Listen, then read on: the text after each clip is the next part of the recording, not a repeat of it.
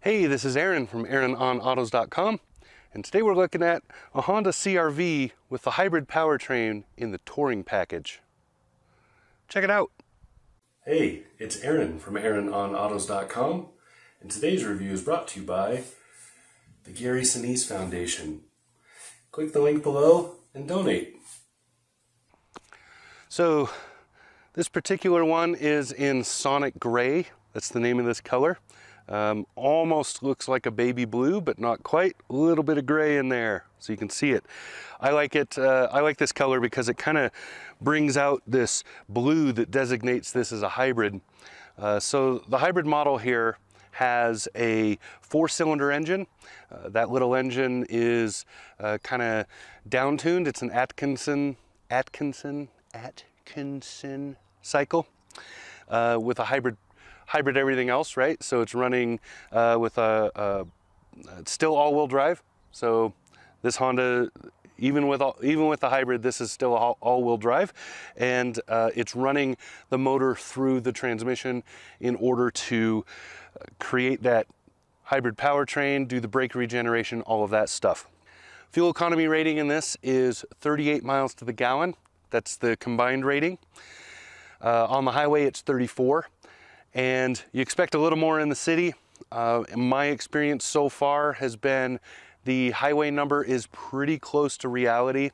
My highway test on this, I did a quick loop, 20 odd miles, freeway, pretty much freeway only, other than pulling out of the fuel and back into the fuel stop. So you're looking at that 34, you'll get pretty close to that if you're an average driver, if you're not doing anything to, to hypermile, trying to mod that pedal, hold yourself off, all that stuff. So if you just drive like a regular person, you will get pretty close to that highway rating. As for the 38 miles to the gallon, if you primarily drive in the city, you will see that number. It's very easy to get the fuel economy ratings for this hybrid here.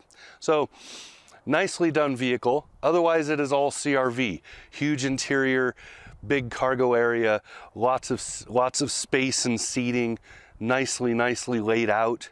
There are a few things I would expect to see in a touring package like this. To buy this, you're spending about $35,950, so about $36,000, and that's delivered. If I were spending that much money, I would want a couple of extra things that would, in effect, make the hybrid a little more efficient. Cooled seating. It's summertime here, right? Even in Wyoming, summertime means 80 odd degrees a day.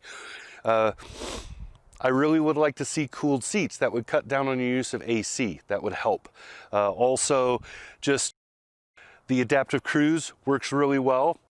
Nicely done in this, but it misses sometimes. It's a little hesitant occasionally. That's kind of a Honda trait. It's not just this vehicle. That happens in a lot of the Hondas I've been in. Interestingly, it does not happen in Acura. So it's a Honda only thing. I like the ride quality, rides really well. Feels good to drive it.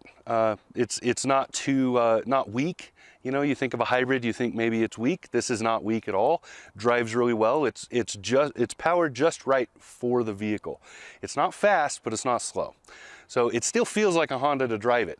And that's a big thing because Honda fans really want to have that first 10 miles to the 10 miles an hour, you know, that get up from the light or the stop sign or whatever, to really feel like you're going somewhere. And this does that. So nicely done overall. I'm impressed with this. I think the hybrid option for this was a really good move for Honda. I think they really needed to do that. So good job. Overall, nice vehicle. Still a CR-V. So if you know the CR-V, if you like the CR-V, if you're a fan of the CR-V, moving to the hybrid, you're not losing anything other than a spare tire. This has an inflation kit, not a spare. But other than that, you don't lose anything going to the hybrid. So nicely done. Honda did a good job here. That's what I got. This has been Aaron, AaronOnAutos.com. Talk to you again soon.